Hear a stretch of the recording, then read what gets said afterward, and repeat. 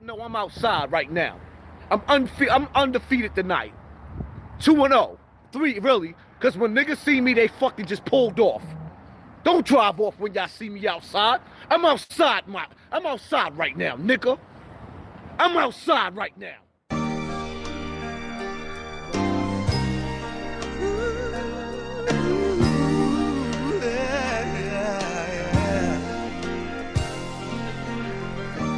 Working on a weekend like usual.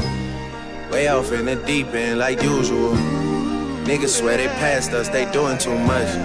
Haven't done my taxes, I'm too turned up. Virgil got a paddock on my wrist going nuts. Niggas caught me slipping once, okay, so what? Someone hit your block up, I tell you if it was us. Man, a house in Rosewood, this shit too plush. Bitch, this is fame, not clout. I don't even know what that's about, watch your mouth. Baby got an ego twice the size of the crib. I can never tell a shit, it is what it is. Yeah, it ain't safe outside right now. Don't beat no cars up when you see a nigga sleeping. I'm outside right now. What's up, fight fans? It's your man 3K the Boss, aka Mr. Two Hands Up. You already know what it is. Welcome back to Reaper Gang Radio. Shout out to all my subscribers, and for any new people, shout out to y'all. Yeah, man, I'm liking what I'm seeing out in the boxing world. We got David Benavidez stating that he wants Demetrius Andrade next, after the Zach Parker fight and after his David Lemieux fight. And that's great for freaking boxing. So let's go ahead and get in this article. Shout out to Boxing News 24. Benavidez and Demetrius have been in the same boat for much of their careers, ignored by the bigger name fighters, Canelo Alvarez, Gennady Golovkin, and the Charlo brothers. If the fight with Andrade happens for Benavidez in 2022, the two will be fighting in the title eliminator to decide the WBC, WBO mandatory to Canelo Alvarez. So if Canelo chooses to swerve Benavidez versus Andrade winner, he'll need to vacate 2 of his titles rather than just 1. Andrade, 33, is moving up to super middleweight to improve his chances of getting big fights, as he's had no luck in getting the bigger names to face him. No, At 160, Demetrius promoter Eddie Hearn is planning on matching him against #1 WBO Zach Parker next for the interim 168-pound title. It won't make the winner of the Andrade Parker fight mandatory for WBO super middleweight champion Canelo. It'll just make them the interim champion. But that's where Benavidez comes in. Andrade and Benavidez will battle for the mandatory spot. David Benavidez says he's a great fighter. Why not make it happen? I'm tired of all this talking shit back and forth with fighters that don't want to fight, said David Benavidez to the media about wanting to face Demetrius Andrade in 22 when he moves up to 168. Assuming Demetrius agrees to the idea of fighting Benavidez, the two will still need to win their next fights before they can face each other. Benavidez has the always tough 33-year-old David Lemieux that he's facing in April for the interim WBC super middleweight title, with Canelo possibly going up to 175 in his next fight to challenge WBA champion Dimitri Bivol. He may choose to vacate his WBC title rather than go through the trouble of returning to the weight class to take on Benavidez. Beating Lemieux 43-4 with 36 KOs won't result in Benavidez 25 getting a title shot against WBC super middleweight champion Canelo Alvarez, because the Mexican star could be facing Dimitri Bivol in May and Gennady Golovkin in September. Benavidez, 25-0 with 22 KOs, says he's expected Jamal Charlo to face Caleb Plant this year, so he'd like to get a big fight of his own against Andrade, 31-0 with 19 KOs. The former IBF 168-pound champion Caleb Plant, 21-1 with 12 KOs, said on social media that he wants to face Charlo. Plant got a taste of the big money in his recent fight against Canelo last November, and he likely wants to get another massive payday. What's up, fight fans? We got frickin' 168 pounds starting to heat up. The super middleweight division is starting to heat all the way up. I feel as though people are starting to make the right moves, because there are a lot of bullshit narratives running around now. Some bullshit! How dare you call him out? You guys need to be fighting each other. dare You you. guys shouldn't even have the nerve to speak Canelo's name. Entire ecosystems are collapsing. We are in the beginning of a mass extinction, and all you can talk about is money and fairy tales of eternal economic growth. How dare you! Together fight each other. Well, you little sons of bitches, you Rudy Poo, candy-ass jabronis. How dare you! David Lemieux is taking on David Benavidez. Demetrius Andrade's coming up to 168 pounds. It doesn't matter how you feel! To fight Zach Parker for the WBC interim title. the WBO interim title. David Benavidez and David Lemieux for the WBC interim title. It doesn't matter! And now they're talking about entertaining one another because we got these Rudy Poo candy-ass sons of Mitches and all of these divisions. How Every dare time you. they mention their names, they never wanted to fight these guys. No, sir! Well, guess what?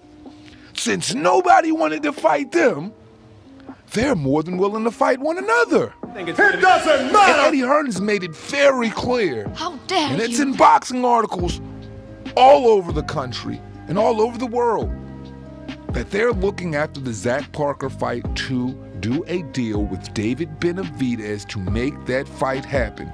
So all of these round robin theories that people are saying on some Janet Jackson R&B shit, the whole "what have you done for me lately" click.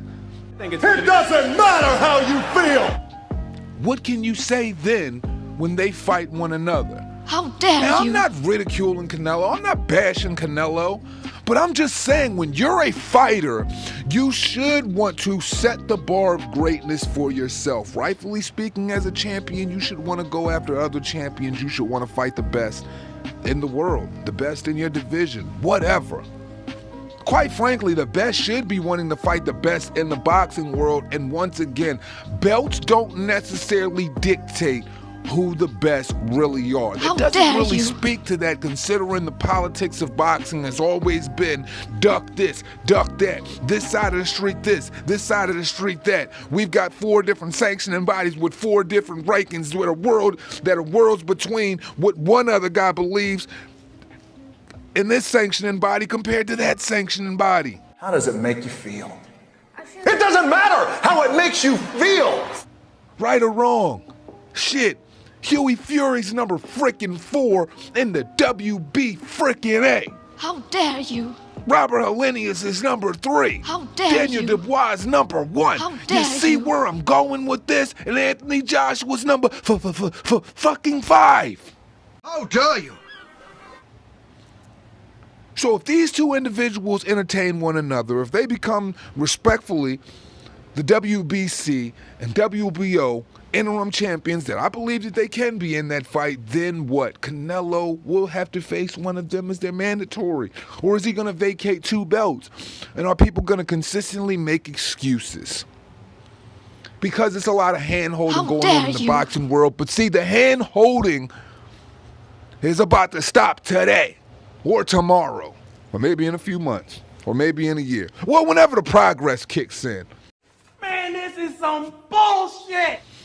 But the fact is that these two individuals, while Canelo is occupying his time, quite possibly fighting the toughest fighter in my eyes at 175 pounds, and Dimitri Bivol, even though they're not signed on a dotted line yet, that seems to be the plan. They should be occupying their time with one another and building their resumes, and they're doing so within the right way. So what more could we say other than boxing fans than, in the words of the great Mills Lane, let's get it on.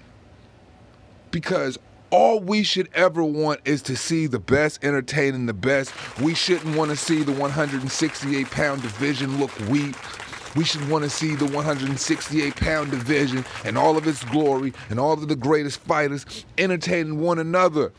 Shouldn't be all of this duckery and fuckery.